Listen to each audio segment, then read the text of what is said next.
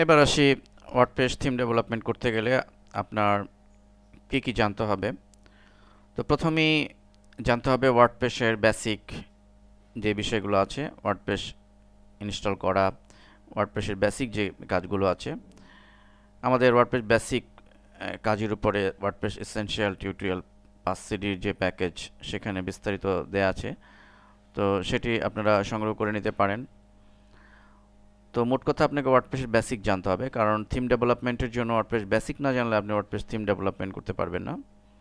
And second হচ্ছে HTML জানতে হবে এবং CSS জানতে হবে, PHP জানতে হবে। তো এখানে একটি বিষয় যে HTML CSS PHPর একেবারে ফুল মাস্টার হতে হবে এমন না, মোটামুটি বেসিক ধারণা থাকলেও চলবে। তো এরপরে আপনাকে জানতে হবে ফটোশপ, কারণ আপনাকে ভালো মানের একটি প্রফেশনাল ডিজাইন করতে গেলে আপনার ফটোশপ দিয়েই করতে হবে ডিজাইনের কাজগুলো, ডিজাইনের এলিমেন্টগুলো। সে কারণে আপনি ভালো ডিজাইন করতে জানলে আপনি এই ওয়ার্ডপ্রেস থিম ডিজাইনটাও আপনি দৃষ্টিনন্দন করে করতে পারবেন।